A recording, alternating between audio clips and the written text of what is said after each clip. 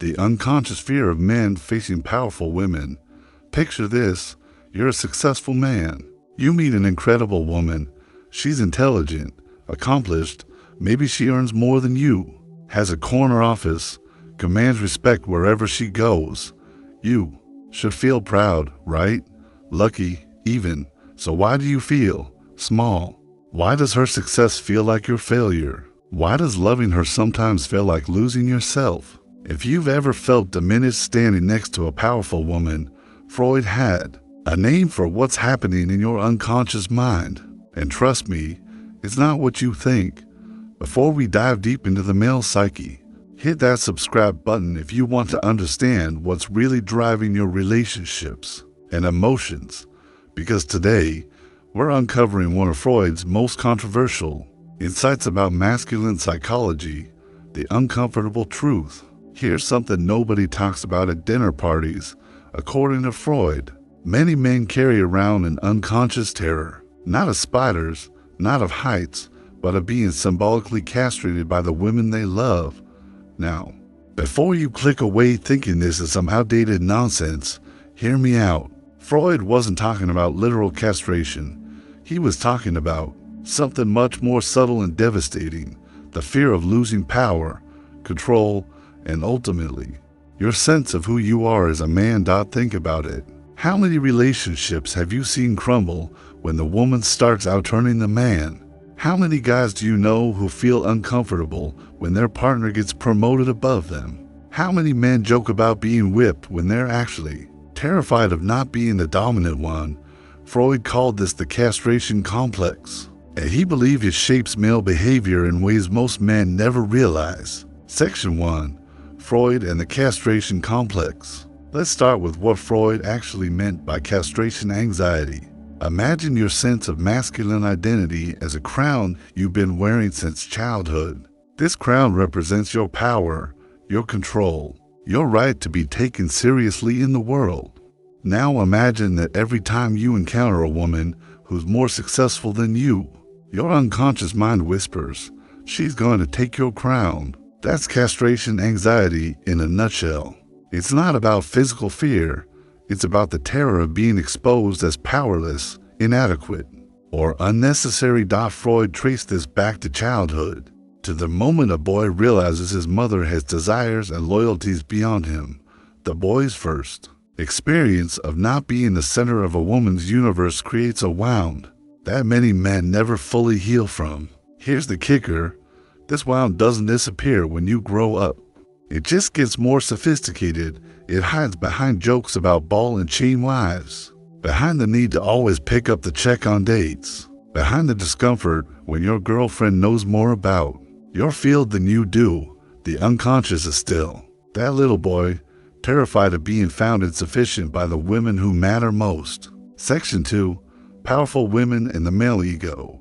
Now, let's talk about what happens when you fall in love with a woman who threatens this unconscious narrative. Picture this scenario. You meet Sarah. She's a surgeon. You're in marketing. She owns her apartment. You're still renting. She speaks 3 languages. You barely remember high school Spanish. Initially, you're attracted to her confidence, her accomplishments. It's exciting, even intoxicating. But then something shifts. Maybe she pays for dinner without asking. Maybe she casually mentions her salary. Maybe she gets recognition at a party that you wanted. Suddenly, that attraction starts mixing with something else, resentment. Your ego, which Freud described as the diplomat trying to keep peace between your desires and reality, starts working overtime. It whispers things like, she's showing off. She's trying to emasculate you. She doesn't respect you. But here's what's really happening. Your unconscious is interpreting her success as a direct attack on your masculine identity. She's not trying to diminish you, but your psychological defense system can't tell the difference between her being powerful and her trying to overpower you. Freud would say this is your narcissism talking, and before you get defensive, we all have narcissistic needs, the need to feel important, valued, superior in some ways. It's normal, but when a relationship triggers these deep insecurities, That's when things get complicated. Section 3, the unconscious transformation. Here's where it gets really interesting.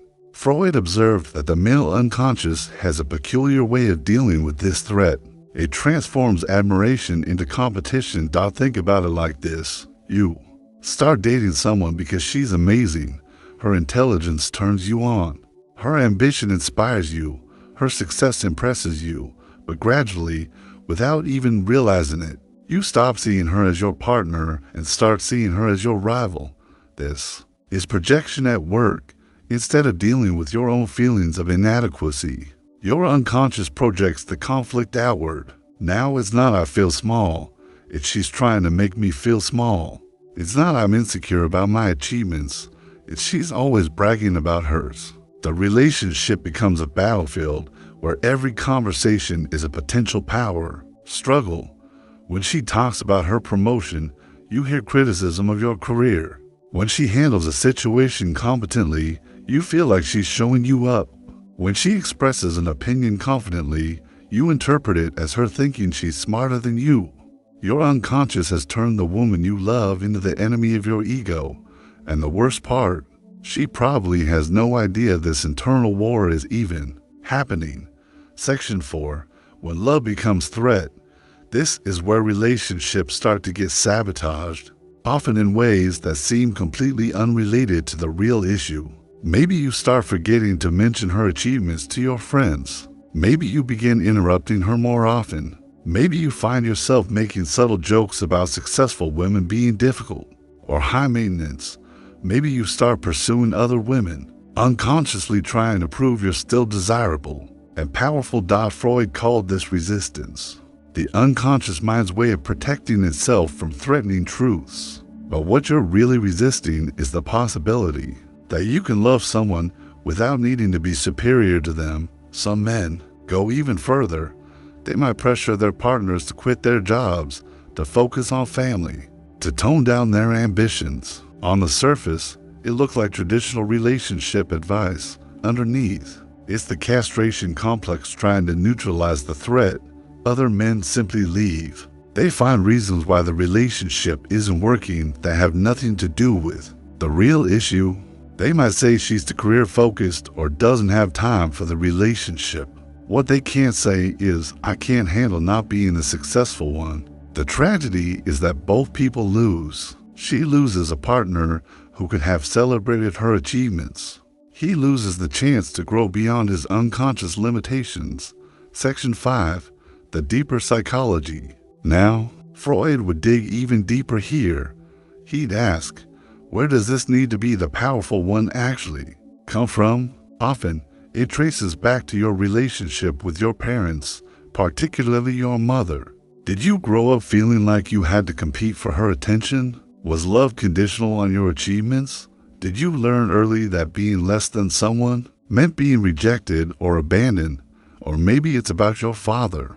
Did he model this same insecurity? Did you learn that a real man never lets a woman have more power than him? Did you absorb the message that your worth as a man depends on being the provider, the leader, the one in control? These early patterns get encoded in your unconscious and play out automatically in your adult relationships. You're not consciously choosing to feel threatened by successful women. You're responding to psychological programming that's been running since childhood. Freud believed that understanding these unconscious patterns was the first step toward freedom from them. When you can see how your past is controlling your present, you can start making different choices. Section 6. The Freudian solution. So what would Freud suggest for men struggling with this dynamic? First, radical honesty with yourself. Can you admit that your discomfort with powerful women isn't really about them? It's about you. Can you acknowledge that your need to feel superior might be covering up deeper feelings of inadequacy? Second, explore your history. What messages did you receive about masculinity growing up? What did you learn about relationships between men and women? Where did you first experience the fear of not being enough? Third, consider what Freud called free association. Pay attention to your automatic thoughts when your partner succeeds.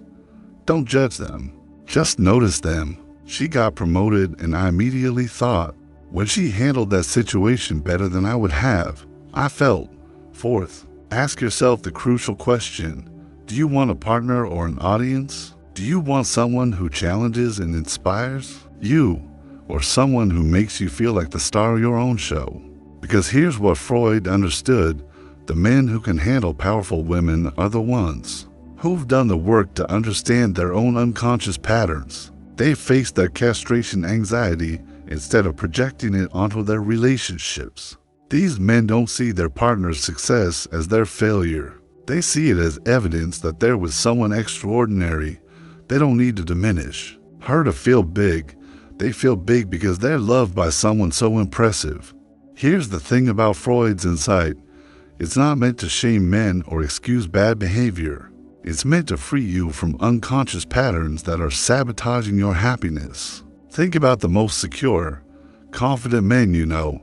Chances are they're not threatened by successful women. They're attracted to them. They celebrate them. They grow alongside them. Why?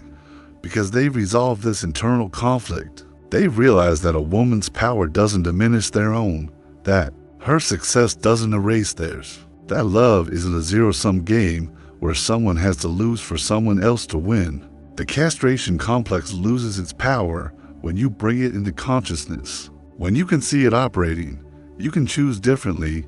When you understand that your discomfort is about your own unresolved issues, not about her being too much, you can start doing the real work. So here's my challenge to you.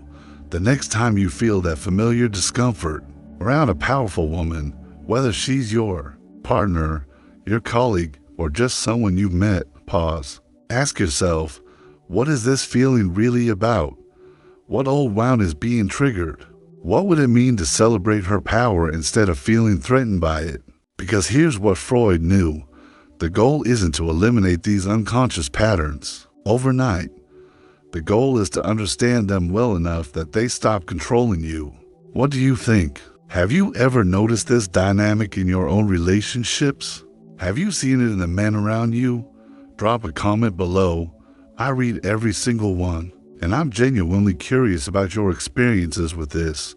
And if this video helped you understand something about yourself or someone you care about, hit that like button and share it with someone who might benefit from this insight.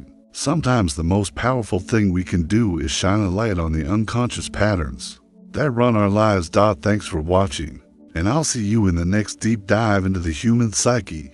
If you want to understand more about how your unconscious mind shapes your relationships, check out this video about why we're attracted to people who hurt us. And don't forget to subscribe for more insights that Freud would want you to know.